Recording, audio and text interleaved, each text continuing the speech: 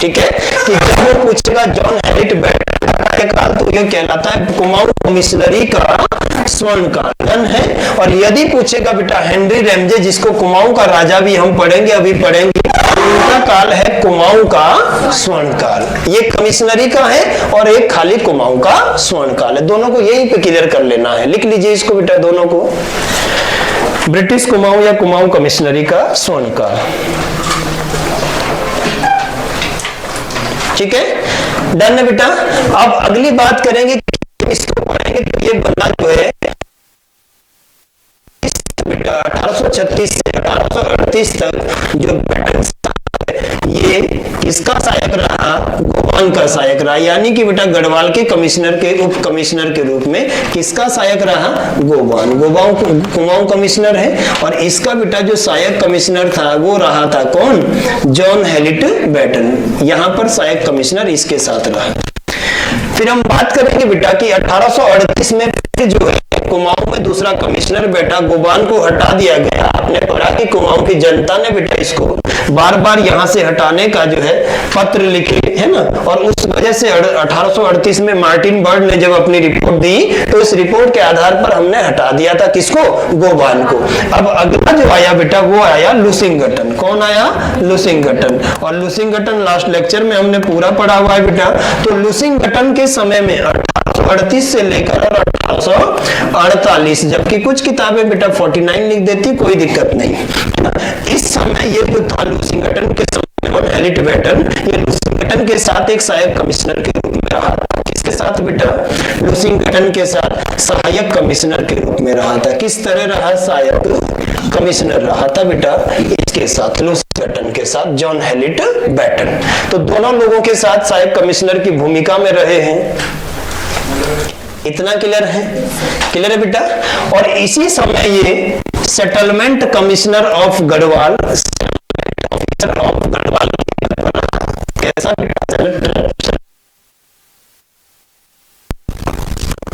Of के पद पर रहा जॉन हैरिट बेटन। अगला लिखना है सेटलमेंट ऑफिसर ऑफ गढ़वाल रहा बेटा, सहायक कमिश्नर तो था ही।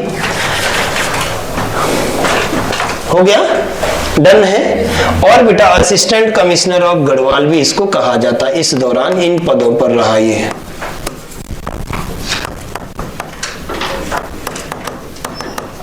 Assistant commissioner of Garhwal.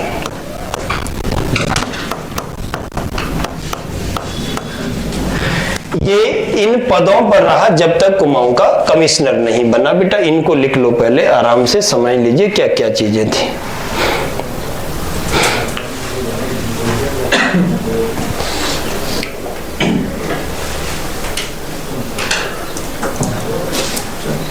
ठीक है। अब जब ये बेटा यहां सेटलमेंट ऑफिसर रहा इसके साथ, तो इसने दो बंदोबस्त कराए थे। इधर गढ़वाल में जो कराया वो कराया था 1840 में। जब ये सेटलमेंट ऑफिसर था बेटा तो 1840 में बेटन ने गढ़वाल में बंदोबस्त करवाया था। जॉन हैरिट बेटन, बेटन बंदोबस्त भी कहते हैं बेटा इसको। कहां करवाया था? गढ़वाल में। डन है। और फिर 1844 में बेटा इसने कुमाऊं में बंदोबस्त कराया था। जब ये सेटलमेंट ऑफिसर है तो दो बंदोबस्त कराएगा, 1840 में गढ़वाल में और 1844 में बेटा कुमाऊं में बंदोबस्त करवाएगा। कौन?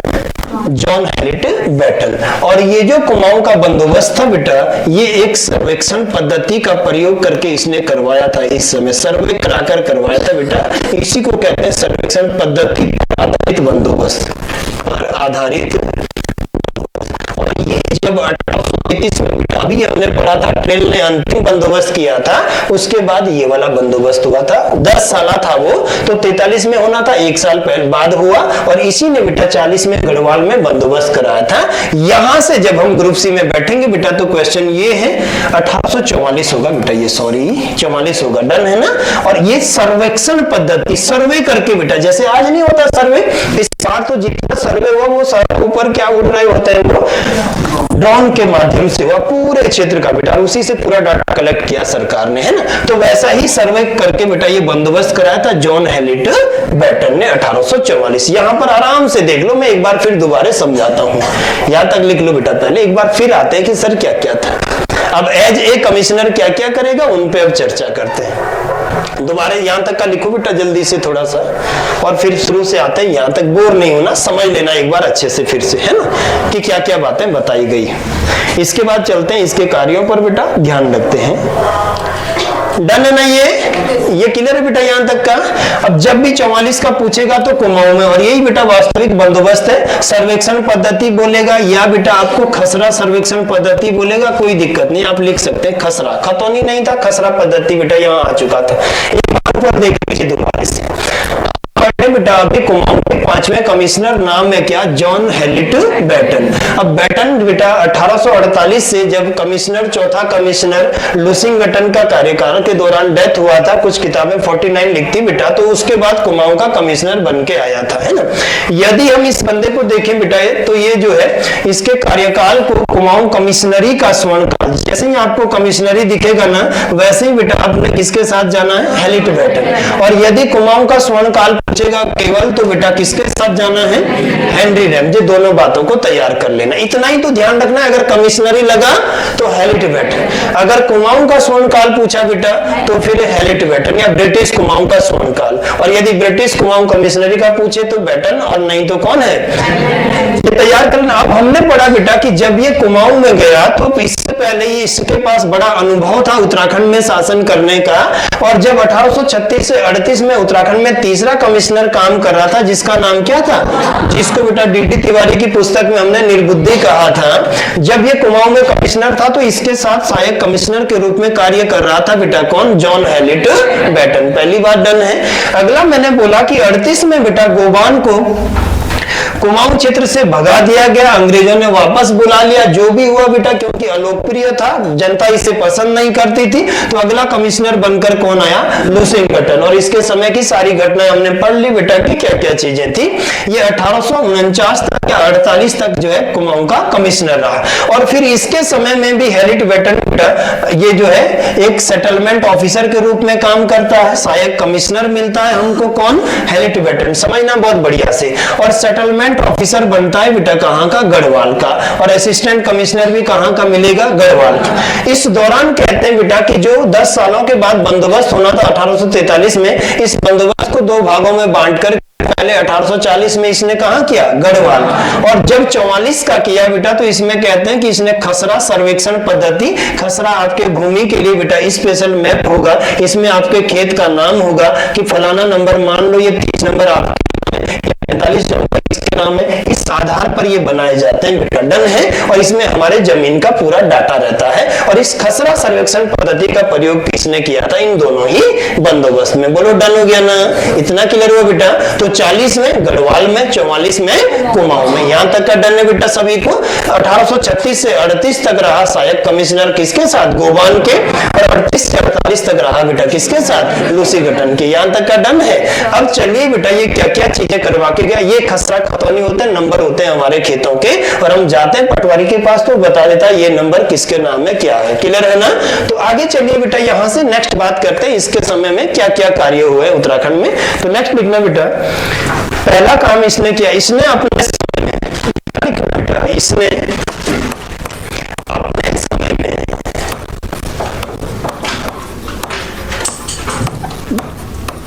पटवारी की वंशानुगत व्यवस्था को समाप्त किया। पटवारी पद की बेटा, पद की वंशानुगत व्यवस्था को समाप्त किया,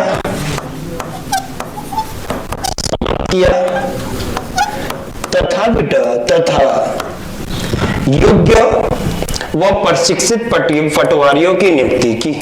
योग्य व प्रशिक्षित पटवारियों की नियुक्ति की। पहले बेटा इस पे ध्यान दे देना, ये वाला पहला प्रश्न है और ये लास्ट टाइम रिपीट है बेटा। यहां से मैं समझाता हूं आपको हुआ क्या था, पहले लिख लीजिए इसको आराम से। गवर्नर या कमिश्नर बनते ही इसने सबसे पहले क्या किया बेटा, पटवारी का जो वंशानुगत, यानी कि पिता के बाद उसका पुत्र ही बेटा उस पद पर रखा जाता था, जो 1819 में बनाया था किसने, ट्रेल ने, है ना। और जरूरी नहीं बेटा कि पिता योग्य है तो उसका बेटा भी योग्य होगा। अगर सचिन तेंदुलकर बढ़िया क्रिकेट खेलता है जरूरी नहीं कि अर्जुन तेंदुलकर वही करेंगे, है ना, उनको तो आईपीएल में भी बड़े मुश्किल से खिला रहे हैं, और सचिन को क्रिकेट का क्या कहते हैं। तो ऐसा जरूरी नहीं कि अच्छे माँ बाप की औलादे अच्छी ही होगी, है ना, आप तो प्रैक्टिकली देखते हैं। तो वही बात यहाँ थी बेटा कि 1819 में पटवारी का पद तो बन गया था। देखो इधर देखो बेटा, हमने पढ़ा था ना कि उत्तराखंड में पटवारी का पद कब बना, 1819, है ना। इतना रिवाइज कर लेना बेटा कि कभी क्लासें ना लेनी पड़े जीवन में, अपना तैयारी तगड़ी रहो। बना था नहीं बना था, किसने बनाया था बेटा, था ये जो पर्वतीय क्षेत्र वहां के लोग बेटा पुलिस वालों से ज्यादा डर रखते हैं, भय रखते हैं, और बहुत सारे लोग गांव से दूर भाग जाते थे जैसे ही पुलिस को देखते थे। तो फिर इस को समाप्त करने के लिए कौन सा पद बना था, लेकिन बेटा ये पद कैसा था, वंशानुगत। कैसा था, वंशानुगत। अब जब बने कौन, जॉन हेलिट बैठे, तो उन्होंने बेटा पटवारी के वंशानुगत पद को समाप्त किया, और इसके लिए बेटा योग्य और फिर उनका जो है ट्रेनिंग भी करवाया पटवारी का। इस प्रकार से अपॉइंट करने वाला पहला कुमाऊं का कमिश्नर कौन था, हेलिट बैटन। और ये बेटा ग्रुप सी में रिपीट आपका क्वेश्चन बनता है। डन है ना, आगे चलो यहां से, क्लियर है ये। अगला लिखो बेटा, सेकंड एरो में लिखेंगे इसके बारे में। अगला लिखेंगे 1849 में इसने, 1849 में बेटा अगली घटना है, 1849 में इसने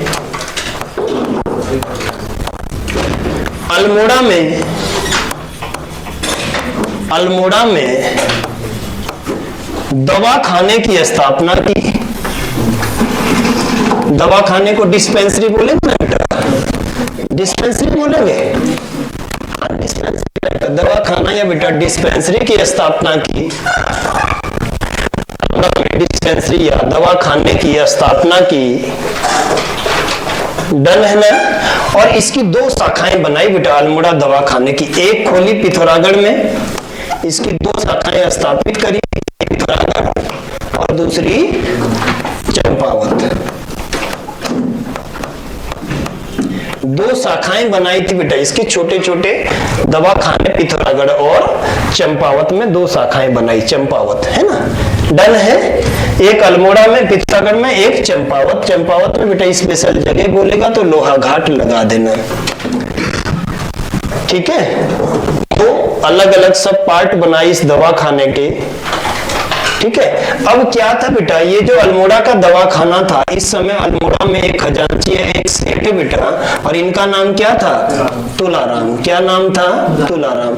और ये तुलाराम बेटा जो धनराशि देते थे, जैसे अभी रतन टाटा है, भारत में बहुत सारे जगहों पर बेटा पैसा देते हैं एनजीओ में, वैसे ही ये खजांची कौन था, तुलाराम। और यही बेटा इसी के खजाने से या इसी से चलता था, इसी पैसों से चलता था बेटा अल्मोड़ा का क्या, दवा खाना, जो बनाया था किसने, जॉन हेलिट बैटन ने। तो अल्मोड़ा का दवा खाना इस खजांची तुलाराम के पैसों से चलता था बेटा। अच्छे से लिख देना, समझ लेना बोर्ड पे क्या लिखा हुआ है। बोलो क्लियर है, बिल्कुल बेटा आराम से मनोयोग से। एक पहला क्वेश्चन है कि इसने पटवारी का जो पद वंशानुगत था उसको बेटा क्या बनाया, मतलब वंशवाद को खत्म किया, और बेटा जो अपॉइंट होकर आएगा, नियुक्त होकर आएगा, फिर उसके लिए प्रशिक्षण की व्यवस्था करी, ट्रेनिंग दिया जाएगा। 1850 में बेटा अल्मोड़ा में एक दवाखाना बना है। दवाखाना आप डिस्पेंसरी लिख लो बेटा, मेडिकल स्टोर लिख लो। और फिर इसकी दो सब शाखाएं बनाई, एक यूनिट बनाई कहाँ, पिथौरागढ़, दूसरी बनाई बेटा कहाँ, लोहाघाट चंपावत में, है ना। और इस दवाखाने के लिए जो पैसा देता था बेटा, जैसे आजकल एनजीओ चलाते हैं, वो देने वाला बंदा कौन था, तुलाराम। तो इसके द्वारा जो चंदा दिया जाता था, जो खजाना दिया जाता था, उसी से बेटा ये दवाखाना क्या था, चलता था। तो यहां तक का कर लीजिए। अगला फिर क्लियर है ना, डन है, क्लियर कर लेना बेटा, डाउट ना रहे कहीं भी।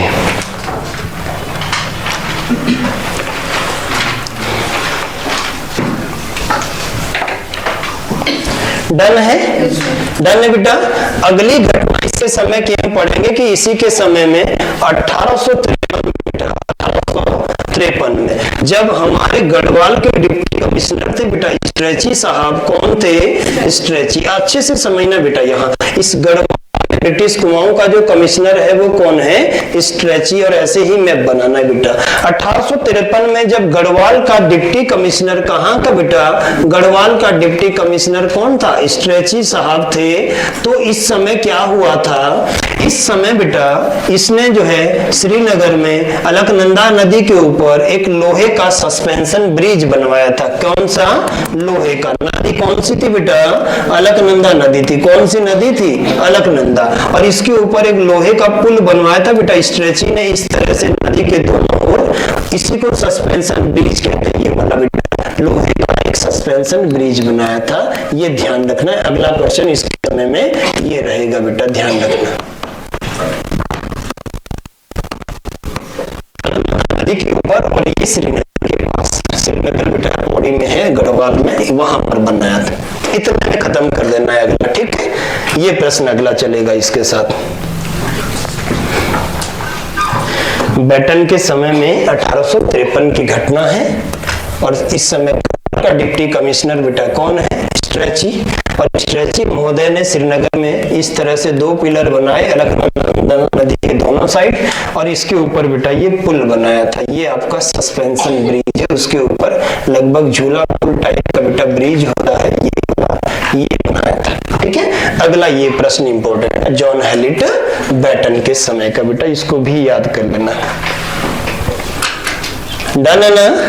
क्लियर है बेटा यहां तक? अब देखो बैटन ही होते हैं बेटा जब 1854 में जो पहली घटना है वो है बेटा कुमाऊं कमिश्नरी का हेडक्वार्टर का चेंज होना।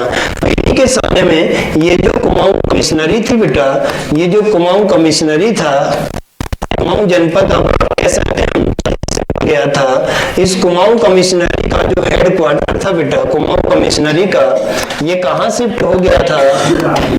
ये नैनीताल में शिफ्ट हो गया था। ये कुमाऊं कमिश्नरी का बेटा मुख्यालय, ये हम कई बार पढ़ चुके हैं। ये पहले कहां था?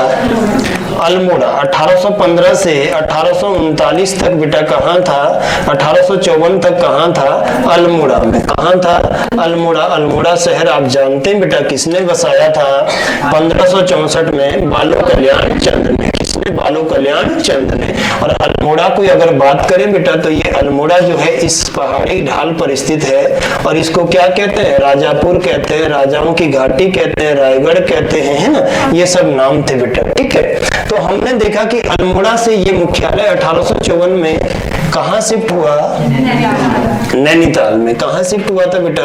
नैनीताल, है ना। और नैनीताल को अभी अभी हमने पढ़ा था कि 1839-40 में 3-4 ब्रिटिश दोस्त बेटा जो यहाँ घूमने गए थे शेर का डांडा पहाड़ी पर, उन्होंने 1841 में पहली बार देखा था नैनी झील को, और वहीं पर पीटर बैरन ने नूर सिंह से क्या खरीदा था? जमीन, और फिर बेटा अपना घर बनाया था जो पिलग्रिम लॉज के नाम से जाना जाता है। क्योंकि इसने जितनी भी भारत की यात्राएं की बेटा, वो इसकी पुस्तक का नाम था पिलग्रिमेज, उसमें लिखा करता था, जैसे हेन सांग सियूकी में लिखता था बेटा अपने यात्राओं का उल्लेख, है ना। और इसीलिए उस लॉज को, उस बंगले को क्या कहा? Pilgrim laws.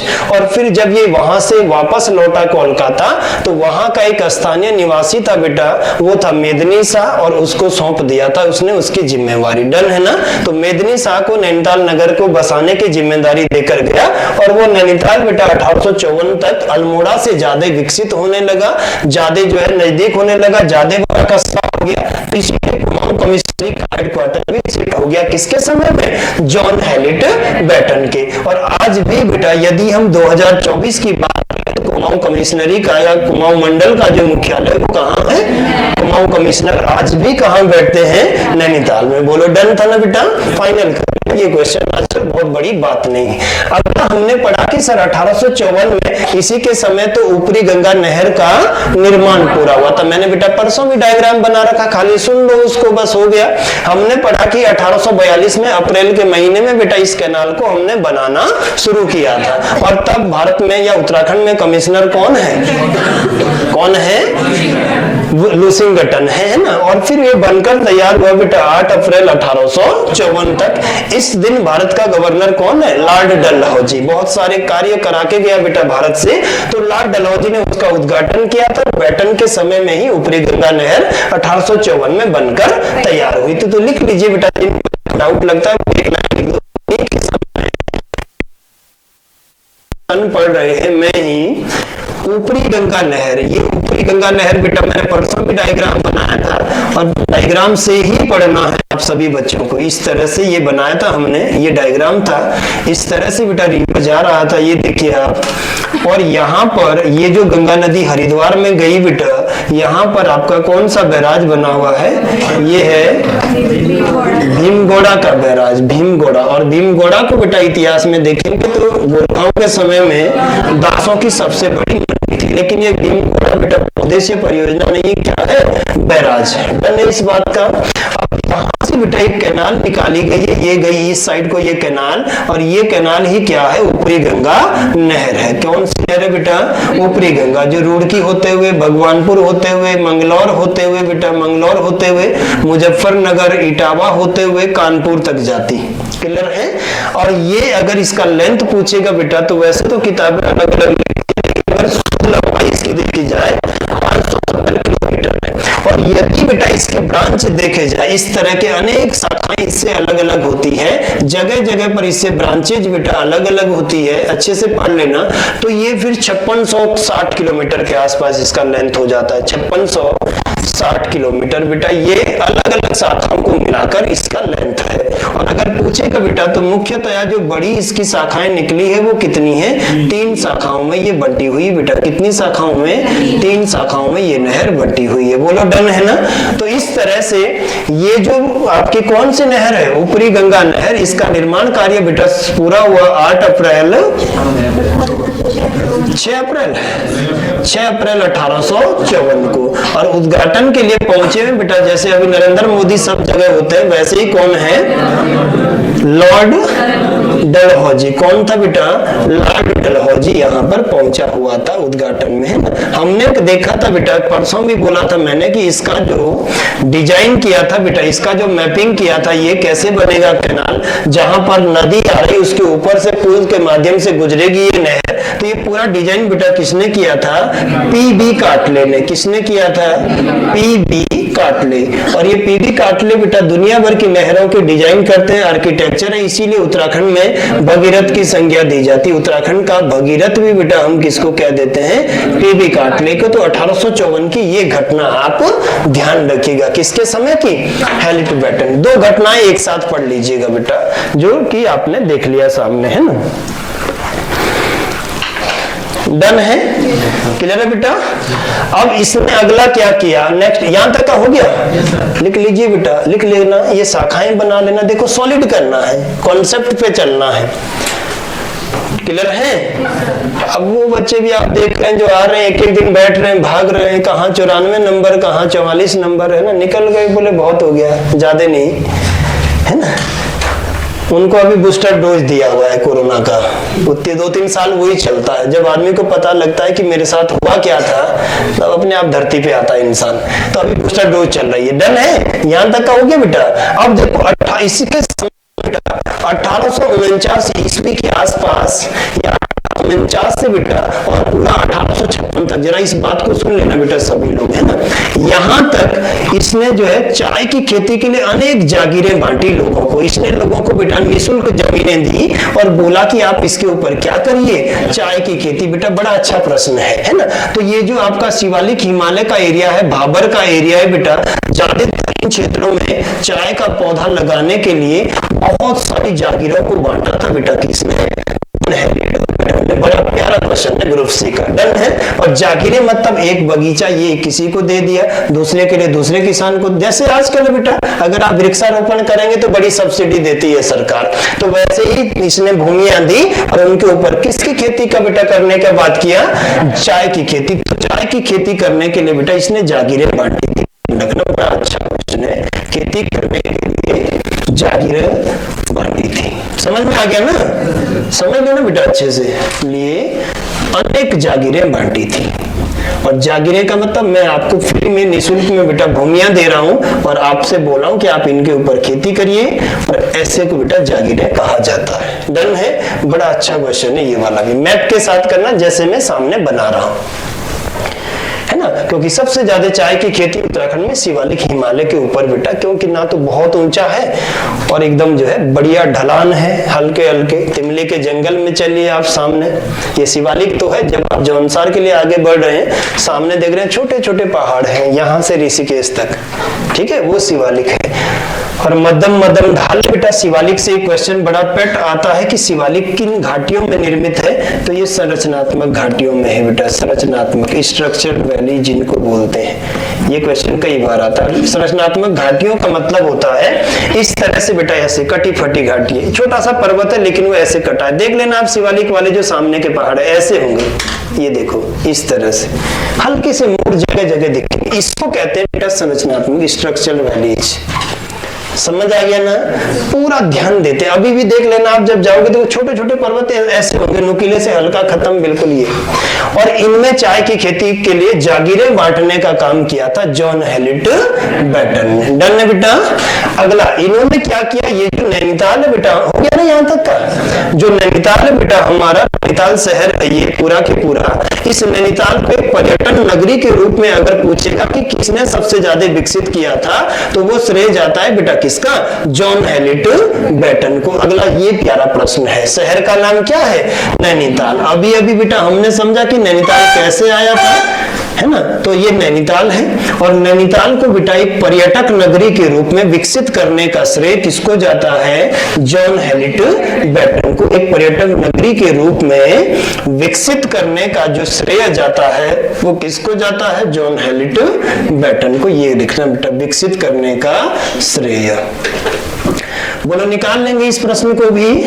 इसमें बेटा हेनरी रेमजे नहीं लगाना है, वो ये बंदा था ना लुसिंगटन लगाना। उसके समय में खोज जरूर हुआ पर ज्यादा पैसा खर्च किया नैनीताल पर किसने, जॉन हेलिट बैटन ने। अगला बेटा ये क्वेश्चन आता है आपके लिए, है ना, क्लियर है सभी को, डन है। नेक्स्ट लिखेंगे बेटा इसके समय में, अगली बात करेंगे 1856 ईस्वी में। लास्ट लिखो बेटा इसके बाद, ये लास्ट लिखिएगा। 1856 में जॉन हेलिट बैटन के स्थान पर, जॉन हेलिट बैटन के स्थान पर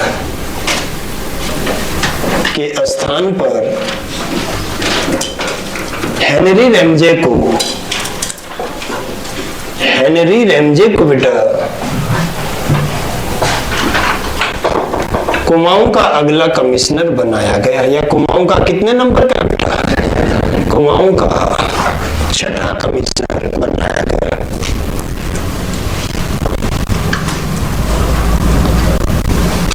डन है, कमिश्नर बनाया गया। चलिए, तो ये था बेटा हमारे पास किसका समय, जॉन हेलिट बैटन का। अब हेडिंग लिख लेंगे, कुमाऊं का छठा कमिश्नर बेटा वो है हेनरी रेमजे, और ये अंतिम आपके लिए होगा बेटा, इसमें ध्यान देना। डन है, ठीक है। अगला लिख लेते हैं बेटा, नेक्स्ट बात कर लेते हैं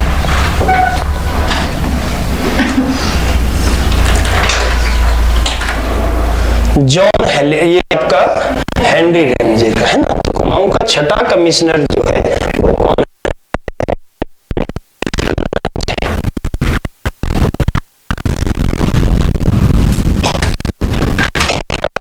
कमिश्नर बना 1856। और कब तक रहेगा बेटा, 1884। कितने साल हो गए, लगभग 28 साल बेटा कुमाऊं का कमिश्नर रहा। 28 वर्ष तक कुमाऊं का कमिश्नर हेनरी रेमजे। डन है ना। अब हेनरी रेमजे के विषय में बेटा लिख लेंगे कि इसका संबंध कहां से था। तो सबसे पहले लिखेंगे बेटा इसका संबंध कहां का रहने वाला था, ये तो ये रहने वाला है बेटा स्कॉटलैंड का।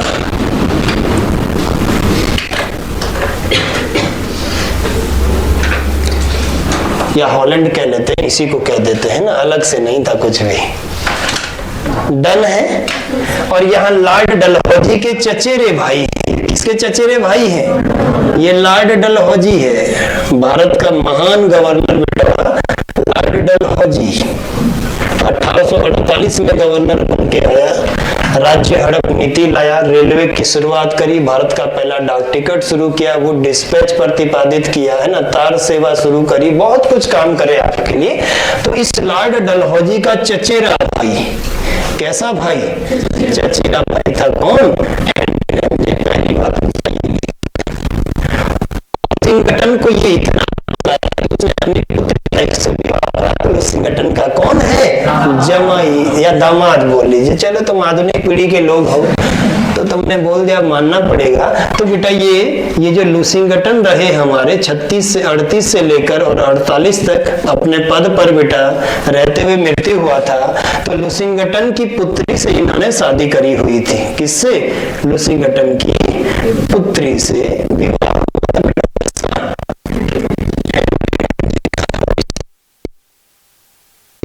गया, ये है ना, हुआ था। तो किसका जन्म था? लुसिंगटन का। दूसरा ये लिख देना बेटा, ये ठीक है, डन है, डन है बेटा। और तीसरा, इन्होंने भारत में बेटा बड़ी मात्रा में ईसाई धर्म का प्रचार प्रसार किया था। किस धर्म का? ईसाई धर्म का प्रचार प्रसार किया था। अब ईसाई धर्म की जो पवित्र पुस्तक है बेटा वो कौन सी है? इसने ईसाई धर्म का क्या किया था? प्रचार वो प्रसार, सबसे ज्यादा मात्रा में बेटा इसने प्रचार प्रसार किया था। बहुत सारे स्कूल बनाए, आपने देखा है ना। और यहीं पर हम पढ़ते हैं बेटा कि ईसाई धर्म से अगर बात करें तो इनका जो पवित्र ग्रंथ है, इनकी जो पवित्र पुस्तक है वो कौन सी है? बेटा बाइबल है। ये ध्यान बेटा, जैनियों की प्रमुख किताब कौन सी है जैन धर्म की? तो वो है कौन सी? जैन अवेस्ता या जैन अवेस्ता कहते हैं बेटा, जैन अवेस्ता। पढ़े है इसको भी? अगर पूछेगा बेटा वो इसके बाद कि जो आपका है कौन मुस्लिम की प्रमुख पुस्तक कौन है, पवित्र पुस्तक कौन है? तो ये है बेटा कौन सी? कुरान। कुरान है ना, कुरान या हदीस वगैरह और भी किताबें। अगर पूछेगा बेटा हिंदू धर्म की पवित्र पुस्तक कौन सी है, तो हिंदू धर्म में बेटा गीता। अभी हमारे कोर्ट में भी बेटा जब हम गवाही देने जाते हैं,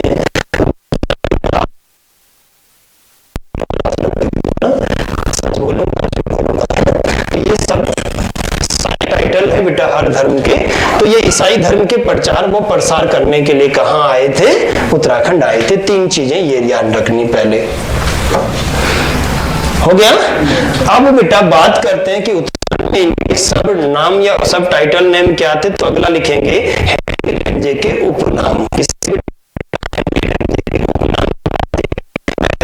कुमाऊं में कहा जाता था कुमाऊं का राजा। क्या कहते थे बेटा?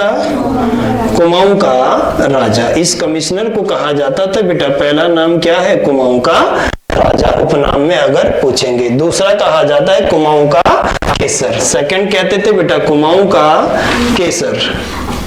बिल्कुल आराम आराम से और लिखने के साथ साथ ही बेटा पढ़ते जाना। दूसरा क्या है? कुमाऊं का केसर।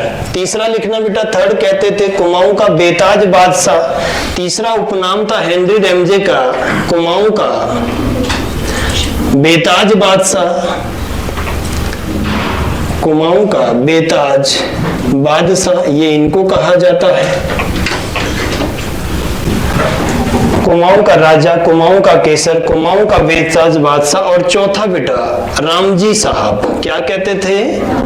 रामजी साहब। कुमाऊं की जनता बेटा इनको इतना पसंद करती थी कि इनको रामजी कहकर बुलाती थी। ये लगभग 44 वर्ष तक बेटा कहाँ रहे थे? कुमाऊं क्षेत्र में रहे थे। कितने वर्षों तक? 44 वर्षों तक। और इस वजह से कुमाऊनी भाषा बोलनी भी आती थी और कुमाऊं की जनता के साथ अच्छी तरह से कम्युनिकेट और इसीलिए कुमाऊं की जनता के बीच सबसे लोकप्रिय थे। और कुमाऊं की जनता इनको रामजी साहब कहकर बुलाती थी। और रामजी के नाम पर ही बेटा इन्होंने 1850 में नैनीताल का रामनगर शहर बसाया था। कब? 1850। तब तो कमिश्नर भी नहीं बने थे, कुमाऊं में चर्चित थे बेटा। कई सहायक कमिश्नर बन रहे, कई राजस्व अधिकारी बन रहे। तो 1850 में इन्होंने बेटा रामनगर शहर बसा दिया था।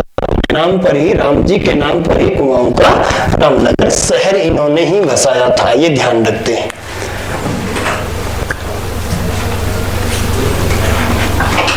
बोलो डन है। अब याद रखना बेटा, आराम से को मैंने आपको पहले भी बोला है कि स्पीड मैटर नहीं करती है, रुक के ठहर के आराम से चीजों को समझ के आगे बढ़े, है ना।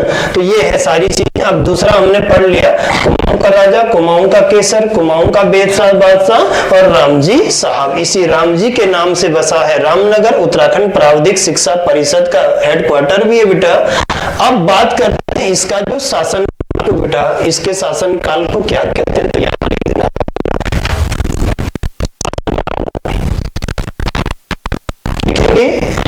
हेनरी के शासन काल को ब्रिटिश कुमाऊं का स्वर्ण काल, मैंने अभी बोला था बेटा, क्या कहते हैं, ब्रिटिश कुमाऊं का स्वर्ण काल। और यदि बेटा कुमाऊं कमिश्नरी का स्वर्ण काल पूछेगा तो किसको लगाएंगे, बिल्कुल ब्रिटिश कुमाऊं का स्वर्ण काल, इसके काल को कहते हैं। और बेटा यहीं से आराम से सभी बच्चे एक बार फिर लिख लेना, यहां से डाउट नहीं करना है बेटा, जितनी बार लिखोगे उतनी बार डाउट क्लियर होंगे।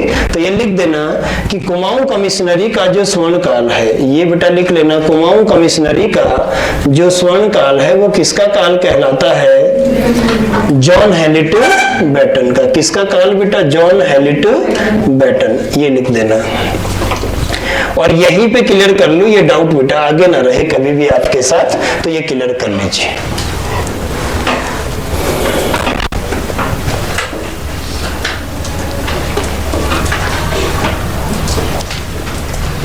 डन है। जब तक बेटा ये कुमाऊं के कमिश्नर नहीं बने थे तो हम इनके बारे में जानेंगे अगला पॉइंट। तब तक ये जो है अनेक पदों पर रहे गढ़वाल और कुमाऊं में, जिसमें बेटा पहला पद इनके पास था, पहला जो पद था वो था कनिष्ठ सहायक कमिश्नर ऑफ गढ़वाल, कनिष्ठ सहायक कमिश्नर। ये लूसिंगटन के समय में बेटा बाद में जो है कमिश्नर ऑफ गढ़वाल इसके पद पर रहे थे। अभी इनको कमिश्नर नहीं बनाया था बेटा, कमिश्नर ऑफ गढ़वाल। अगला पद बेटा जब यहां से प्रमोट होंगे तो दूसरा इनको बना दिया था वरिष्ठ, बाकी सेम बेटा सहायक कमिश्नर ऑफ गढ़वाल। देन बेटा कुछ सालों तक ये रहे तीसरा वरिष्ठ सहायक कमिश्नर ऑफ कुमाऊं, वरिष्ठ सहायक कमिश्नर ऑफ कुमाऊं। ये बेटा तीनों चीजों को आप थोड़ा सा ध्यान कर लेना, आराम से पढ़ के तैयार कर लेना। कमिश्नर बनने से पहले इन पदों पर बेटा इन्होंने काम किया है, इसको लिख दीजिएगा तीनों। कुछ नहीं है, कनिष्ठ और वरिष्ठ गढ़वाल में और वरिष्ठ कमिश्नर बेटा कुमाऊं में। कुछ नहीं, वो इतना देखने को लग रहा है बहुत लंबा नाम हो गया है ना, क्लियर है ना। तो बेटा इन पदों पे काम किया 1856 से पहले किसने, हेनरी रैमजे ने। बोलिए डन है यहां तक का, लिख लो बेटा इसको। तब चलते हैं आगे इनके समय की, अब एक एक घटनाओं पे चर्चा करते हैं कि क्या क्या चीजें उत्तराखंड में घटित होती है। यहां तक का डन है सबको, लिख लो बेटा फटाफट से, फिर रिवाइज करते हैं और फिर आगे बढ़ते हैं अगली घटना पर। अब इनके महत्वपूर्ण जो चीजें यहां पर हुई उनको देख लेते हैं।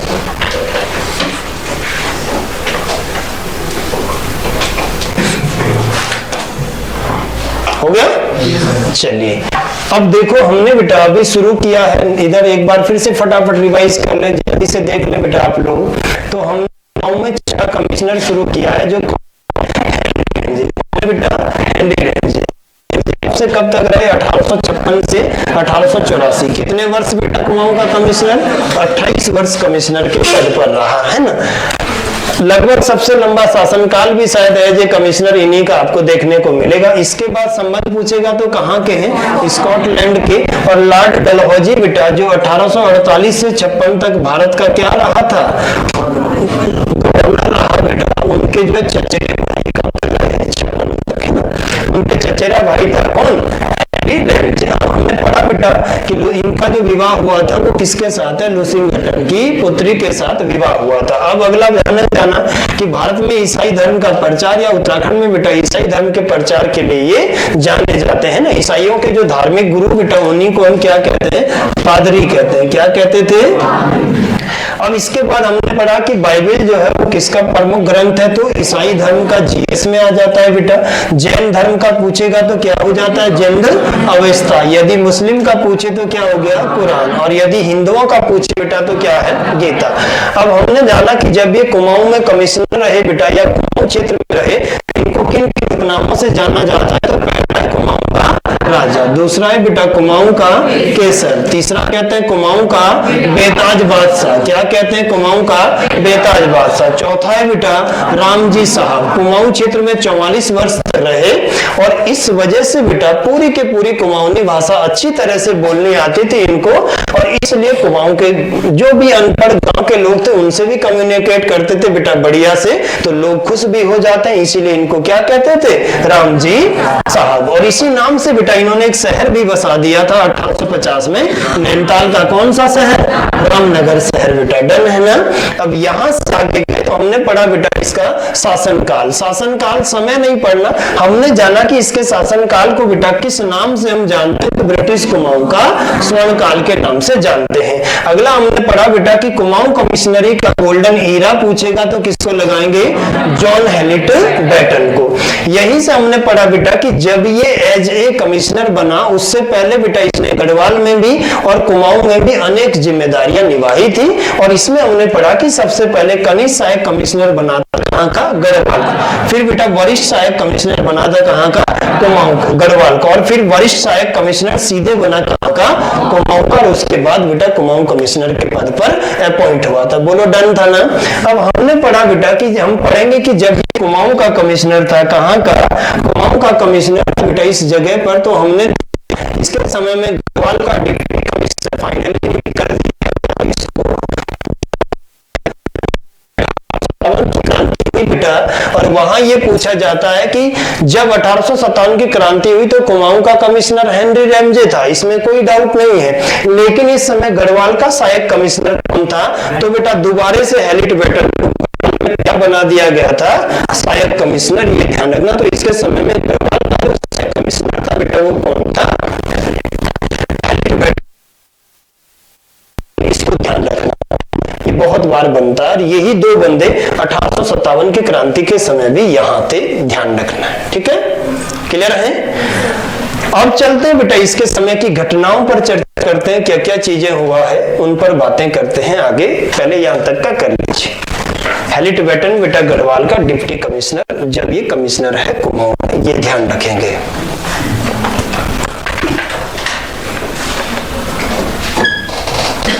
डन है ये।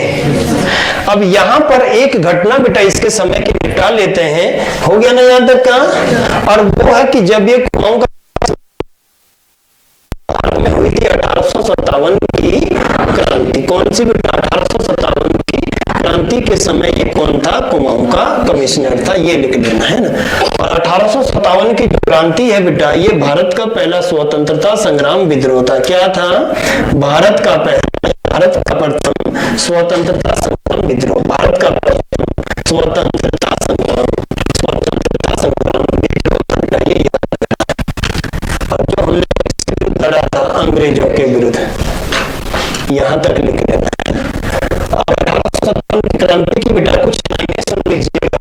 यदि हम बात करेंगे 1857 की क्रांति की, तो थोड़ा सा देख लेना बेटा कि भारत में क्या हो रहा था, क्या क्या चीजें चल रही थी, तो थोड़ा देख लीजिएगा। 1857 का जो रेवोल्यूशन था, क्रांति था, वो कहां से शुरू हुआ, इनको देख लेना बेटा। मोमेंट था वो कहां से शुरू हुआ था। इस तरह से यदि हम देखें बेटा भारत के सेंस में, तो ये जो क्रांति रहा ये शुरू हुआ था कब से, कहां से शुरू हुई थी, 1857 की क्रांति। ढाका कहां है, बांग्लादेश। और यहां से कितने तारीख को शुरू हुई थी, 23 जनवरी 1857 को, है ना। फिर इसके बाद इसका जो सेकंड स्टेशन था, दूसरा जो ज्वाला भड़की थी बेटा, वो थी मुर्शिदाबाद। कहां थी, मुर्शिदाबाद। और मुर्शिदाबाद शहर बसाया था किसने, मुर्शिद कुली खान ने। कब बेटा, 1704। मुर्शिदाबाद में बेटा एक आर्मी छावनी है जिसका नाम क्या है, 34वीं बटालियन बेटा, क्या नाम है? 34वीं बटालियन। और ये जो छावनी है मुर्शिदाबाद का एक कस्बा है बेटा, वो कहाँ थी? बैरकपुर में। कहाँ थी? बैरकपुर। तो बैरकपुर को जब भी बोले बेटा हमेशा वेस्ट बंगाल में है, मेरठ मत लगाना कभी भी। और इस बैरकपुर छावनी का एक सिपाही है जिसका नाम क्या है? मंगल पांडे। और इसी मंगल पांडे ने बेटा इस क्रांति का जो तात्कालिक कारण था वो था ब्राउन बेस राइफलों की जगह भारत में प्रयुक्त हो रही थी कौन सी? एनफील्ड राइफल है। देखो 1857 से पहले भारत में जो अंग्रेजों ने भारतीय सिपाहियों को बंदूकें दे रखी थी बेटा, ये थी ब्राउन बेस राइफल है। कैसी राइफलें थी? Brown base. ब्राउन बेस राइफलों में बेटा बारूद का प्रयोग किया जाता था। किसका प्रयोग होता था? बारूद का। अब इसने क्या किया बेटा, अंग्रेजों ने इस बंदूक की जगह नई एनफील्ड राइफलें दे दी अपने सिपाहियों को, नई राइफलें दे दी जिसका नाम क्या है? एनफील्ड राइफलें। ये ब्रिटिश आर्मी में आ गई थी, है ना। और एनफील्ड राइफलों में गाय और सुअर की चर्बी वाले कारतूस लगते थे। क्या लगते थे बेटा? कारतूस लगते थे, इस तरह के कारतूस। और ये कारतूस किससे बने थे? गाय व सुअर की चर्बी से। बोलो डन है ना सभी को। और इन कारतूसों को बेटा मुख से खोलना होता था। इनकी जो ये टोपी है ना, ये मुख लगाकर क्या होता था? खोलना होता था। और इसी वजह से इसके खिलाफ आवाज उठाई बेटा किसने? मंगल पांडे ने, है ना। और दिन था कब का? 29 मार्च। कब का बेटा? 29 मार्च 1857 का। और इस दिन बेटा दो अंग्रेज अधिकारी थे बैरकपुर में बैठे हुए। एक का नाम है कर्नल बाग और दूसरे का नाम था क्या? कर्नल ह्यूडसन। दूसरे का नाम क्या था बेटा? ह्यूडसन। क्या था? ह्यूडसन। और इन दोनों लोगों को बेटा गोली मार दिया था मंगल पांडे ने। मंगल पांडे साहब थे और ये गोली चला रहे, इनको ये देखिए, है ना, मार दी बेटा दोनों की कनपटी में बंदूक और ये मर गए, दोनों ही लोग मार दिए गए। डन है। और इसी वजह से बेटा अंग्रेजों ने मंगल पांडे को कितने तारीख को फांसी दे दिया? 8 अप्रैल 1857 को। और फाइनली बेटा इस क्रांति की लगभग शुरुआत हो गई इसी दिन से, है ना। और उसके बाद हमने देखा था कि अब ये क्रांति भारत के अनेक जगहों से शुरू होगी, जिसमें बेटा एक स्थान क्या था? मेरठ था। सबसे पहले मेरठ में क्रांतिकारी एकत्र हुए और कितने तारीख को? 24 अप्रैल को बेटा फाइनली इसकी घोषणा हो गई। उसके बाद बात करेंगे दिल्ली की, तो 11 मई से बेटा या 10 मई से दिल्ली से फाइनली दिल्ली के तत्कालीन राजा है बहादुर शाह जफर, उन्होंने बेटा इसको शुरुआत की घोषणा कर दी थी, है ना। अब हमने इन बातों पे नहीं जाना, ये आधुनिक भारत का टॉपिक है बेटा कि आगे क्या हुआ। अब हमने बात करनी कि सर अपना जो ये उत्तराखंड है, अपना जो ये शानदार पर्वतीय राज्य है ये वाला, यहाँ क्या क्या हुआ 1857 की क्रांति के समय। तो बेटा बोलो क्लियर है ना। अब देखो यदि हम बात करें सर तो यहाँ पर 1857 के समय जो कमिश्नर था वो कौन था बेटा? Henry Ramsay. कुमाऊं का कमिश्नर कौन था? कमिश्नर कौन था? Henry Ramsay, Kumaon commissioner. Garhwal का कमिश्नर कौन था बेटा? John Harriet baton. क्लियर कर लेना बेटा। डन का गढ़वाल में कौन बैठा था? John Harriet Batten. अब क्या हुआ था बेटा, ये जो उत्तराखंड का क्षेत्र था ये 1857 की क्रांति में आता था बरेली के अधीन। किस रियासत के या किसके अधीन? बरेली के अधीन आता था। तो बेटा बरेली क्षेत्र बेटा ये कौन? खान बहादुर खान। सुनते जाना, ठीक है ना। कौन थे बेटा? खान बहादुर खान। और खान बहादुर खान ने बेटा इस समय अपने एक सिपाही को यहाँ भेजा अटैक करने के लिए अंग्रेजों के ऊपर। इसने कहा कि आप अल्मोड़ा पर अटैक करिए और ये भेजा गया 17 सितंबर 1857 को। कहां पर आक्रमण के लिए? अल्मोड़ा। समझ आ रहा है ना। मैं एक बार फिर रिवाइज करा दूंगा, देखते रहना बेटा। इसने बोला इस सिपाही को कि किसको जीतना है? अल्मोड़ा को। सिपाही का नाम क्या है? काले खान। काले खान। अब काले खान की सेना आगे बढ़ रही है और ये अल्मोड़ा तो नहीं जीत पाते, लेकिन बेटा ये नैनीताल को जीत लेते हैं। किस क्षेत्र को जीत लेते हैं? नैनीताल को। और लगभग 2 या 3 दिन तक इनका कब्जा कहां रहता है? नैनीताल के ऊपर, है ना। इसके बाद बेटा जब काले खान फाइनली हरा देते हैं तो एक सिपाही यहाँ भेजते हैं, कौन? खान बहादुर खान। और वो भी बेटा अंग्रेजों से इस क्षेत्र में हार जाते हैं ना। अगली बात करते हैं कि यहीं पर बेटा अवध राज्य हमने अभी अभी पढ़ा है भारत के इतिहास में, गंगा और कर्मनाशा नदियों के बीच में कौन सा राज्य था? अवध राज्य था। कौन था बेटा? अवध राज्य। ये कैसा राज्य था? और अवध की जो स्थापना हमने पढ़ी कब, 1722, किसने करी बेटा, सादत खान। जब 1857 की क्रांति हुई तो अवध में जो नवाब है बेटा वो कौन है, वाजिद अली शाह। मान लेते हैं वैसे 56 में बेटा हटा दिया था अंग्रेजों ने, लेकिन किताबें तो यही लिख दी कि कौन था, वाजिद अली शाह। और वाजिद अली शाह को बेटा ये पता लग गया कि यहाँ फेलियर हो गया किसका, खान बहादुर खां का।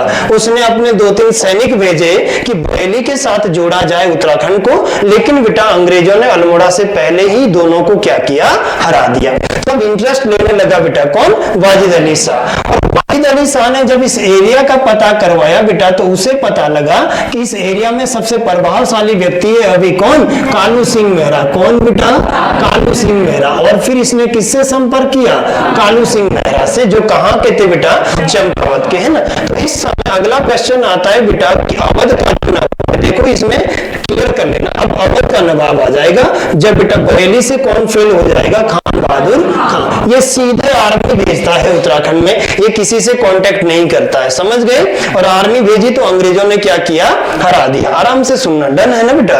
अब कौन आया, अवध का नवाब। अवध का नवाब कौन है, वाजिद अली शाह। और बेटा ये क्वेश्चन भी आता है कि अंतिम नवाब कौन था, तब भी याद रखना है। तो यहां तो आपके दिमाग में कोई ऐसा लोड होगा नहीं बेटा, सीधे देखना कि कौन था, वाजिद अली शाह। अब वाजिद अली शाह ने बेटा जब ये खान बहादुर खां से मिला तो इसने समस्या बताई कि सर बड़ा मुश्किल है अंग्रेजों को यहां से खदेड़ना और 1857 की क्रांति को यहां पर जो है अप्लाई करवाना। वाजिद अली शाह ने स्थानीय जनता की सपोर्ट से यहाँ किससे बात करी, आपके ये जो चंपावत के बिसुंग गांव के रहने वाले, कहाँ के बेटा, चंपावत। ये चंपावत है उत्तराखंड के नक्शे में, ये उधम सिंह नगर बेटा, ये कौन सा क्षेत्र है, चंपावत। और इस चंपावत का एक गांव है कौन सा बेटा, बिसुंग गांव। कौन सा गांव है, बिसुंग गांव। किस नदी के तट पर है, लोहावती नदी के तट पर। किस नदी के तट पर बेटा, लोहावती नदी के तट पर ये कालू मेहरा का गांव है, बिसुंग गांव, है ना। और कालू मेहरा से संपर्क किया बेटा अवध के नवाब किसने, वाजिद शाह। का बंदा कौन है बेटा, कालू मेहरा। और इससे संपर्क अब कौन कर रहा है, अवध का नवाब वाजिद अली शाह। क्योंकि उनको पता है कि अगर अंग्रेजों को हराना है तो किसी स्थानीय बंदे का साथ लेना जरूरी है। बोलो डन है। अब बेटा इसने कालू मेहरा से संपर्क किया, इसको बहुत सारा लालच दिया, प्रलोभन दिया, और इसके कहने पर इसने बनाया था बेटा यहाँ 3 लोगों का क्रांतिवीर संगठन। कौन सा संगठन, क्रांतिवीर संगठन। बार बार पेपर में आता है। 1857 में किसने बनाया, कालू सिंह मेहरा ने। बोलो डन है बेटा यहां तक का। अब क्रांतिवीर संगठन बनाया तो इसमें 3 लोगों को जोड़ा बेटा इन्होंने। कितने सदस्य थे इसके, 3। पहला जो था वो स्वयं था बेटा कालू सिंह मेहरा, सबसे जो इसका अध्यक्ष ही मान लीजिए आप, वो कौन था, कालू सिंह मेहरा। डन है ना। अगला बेटा जो दूसरा बंदा था वो था आनंद सिंह। कौन था, आनंद सिंह बेटा इसका सदस्य था। तीसरा कौन था, बिशन सिंह। ये 3 लोगों को मिलाकर बेटा बनाया गया था 1857 में कालू मेहरा के द्वारा। कौन सा संगठन, क्रांतिवीर संगठन। अब ये अप्लाई कैसे करेंगे बेटा, कैसे क्रांति की शुरुआत करेंगे। तो अब इस संगठन ने मिलकर क्या किया था, इसने बेटा यहाँ पर एक बस्तियां है, चानामारी की बस्तियां। कौन सी बस्तियां बेटा, चानामारी की बस्तियां है चंपावत में। 1857 की बात है। और ये चानामारी जो है बेटा ये पुलिस कॉलोनियां होती थी। कौन सी, पुलिस की कॉलोनियां। कहां पर, चानामारी। ये कहां है बेटा, चंपावत में। यहां पर क्या थे, पुलिस के बैरिकेड थे या पुलिस की कॉलोनियां थी या बेटा क्वार्टर थे। पुलिस के क्या थे, क्वार्टर जिसको बोलते हैं, रेजिडेंस जिसको बोलते हैं बेटा, है ना। और इन पुलिस के क्वार्टरों को आग लगा दिया था इन लोगों ने। यहीं से बेटा ये क्रांति शुरू हुई थी। इस कॉलोनियों पे क्या लगा दी, आग। और इस दौरान बेटा ये क्रांति शुरू हुई और इसके 2 दोस्त मारे गए। आनंद सिंह भी यहीं मारा गया था बेटा, आनंद सिंह भी मारा गया था। और कौन मारा गया इस घटना में, बिशन सिंह भी मारा गया था। कौन मारा गया था, बिशन सिंह। तो इस तरह से बेटा कालू मेहरा को यहीं से अरेस्ट कर लिया गया था और इस तरह से 1857 की क्रांति चली थी। डन है। यहां से जब हम आगे चलते बेटा तो 1857 की क्रांति के समय ही क्या था, ये जो हमारा गढ़वाल या बेटा कुमाऊं का क्षेत्र था, कुमाऊं क्षेत्र में पहली बार धारा 144 लगा था। क्या लगा था बेटा, मार्शल लॉ लगाया गया था। क्या लगाया गया था, सैन्य शासन लगाया गया था बेटा। कब, 1857 अगला प्रश्न ये है। यहां से आगे जाएंगे बेटा तो 1857 की क्रांति में ये जो गोरखा था ना, कौन बेटा, गोरखा, इसने साथ दिया था किसका, अंग्रेजों का। किसका साथ दिया था, अंग्रेजों का। और जब इन्होंने अंग्रेजों का साथ दिया बेटा तो इन्होंने जो है भेजा था, किसका साथ दिया, अंग्रेजों का। और इसी समय बेटा इन्होंने नेपाल से एक आर्मी बनाकर भेजी थी, एक सैन्य टुकड़ी भेजी थी, और ये आर्मी क्या होती थी, रणवीर सेना। क्या कहते थे बेटा इसको, रणवीर सेना के नाम से जाना जाता है। ये भी ग्रुप सी में क्वेश्चन आता है। और बेटा अंग्रेजों ने क्या किया, जो उत्तराखंड के क्रांतिकारी यहाँ गिरफ्तार हुए, किस क्रांति में, 1857 की क्रांति में जो क्रांतिकारी गिरफ्तार हुए, इनको बेटा नैनीताल में एक जगह है, एक नाला है, और इस नाले का नाम क्या था बेटा, नैनीताल में फांसी नामक गदेरा। क्या कहते हैं बेटा, इस तरह का नाला होता है। नाला मतलब छोटी सी नदी बेटा गांव में, ये देखो गहराई पे एक नाला है ये, और यहाँ पर किसी पेड़ पे, इस पे बेटा इन लोगों को फांसी देते गए ये, और इसीलिए नैनीताल की इस जगह का नाम कर दिया गया है बेटा क्या, फांसी नामक गदेरा। क्या कर दिया, फांसी नामक गदेरा के नाम से जानी जाती बेटा नैनीताल की ये जगह। बोलो क्लियर है ना सभी को। तो इस तरह की बेटा 1857 की क्रांति से यदि आप क्वेश्चन पढ़ेंगे तो क्लियर हो जाएगा आपका। तो इन्हीं के समय में, हेनरी रैमजे के समय में क्या हुआ था, 1857 की क्रांति, है ना। अब अगला प्रश्न बेटा लास्ट ये है कि दमन किया था उत्तराखंड में, तो बेटा अंग्रेजी सेना में इस क्रांति का दमन करने वाले लोग कौन थे, तो बेटा अंग्रेज सेना में बेटा जो दमन करने वाले या इस क्रांति का दमन किया था उत्तराखंड से, वो पहले कुमाऊं के हो जाएंगे, कौन हो जाएंगे बेटा, हेनरी रैमजे। फिर गढ़वाल के सहायक कमिश्नर कौन हो जाएंगे, जॉन हैरी बेल्मोर। याद है क्वेश्चन बनाएगा, है ना, तो आपको ध्यान रखना है। दो बंदे तो बिल्कुल सबको क्लियर है कि ये थे। तीसरा अगर बोलेगा तो चैपमैन, और बेटा चौथा बैचर था। चैपमैन साहब भेजे गए थे, और ये क्वेश्चन बनेंगे, है ना। और चौथे कौन थे, बैचर। अब बोलिए क्या चाहिए आपको, बताओ, हो तो गया ना। ये है 1857 की क्रांति। और जैसे मैं पढ़ रहा हूं, बता रहा हूं, वैसे ही आप भी बता सकते हैं बेटा। वो टैलेंट है, वो तैयारी है ना। नोट्स तो सबके पास है, किताबें, अगर वही पढ़नी है तो फिर क्यों इन जगहों पे आना है। तो डन है बेटा, ये यहां तक का याद रखना। इस तरह से 1857 की क्रांति हुई थी किसके समय में, हेनरी रैमजे के समय में। और ये देखो बेटा, मैंने बाई मैप आपको पूरा इसका डिटेल बता दिया है। अब हम इसको लिखने का काम करेंगे। डन है ना। तो ये था आपका 1857 की क्रांति। क्लियर है। इस पर कल ही लिखते हैं, कल ही बेटा इसको एक लेक्चर लास्ट रह गया, वो कंप्लीट कर देंगे हेनरी रैमजे को। ठीक है।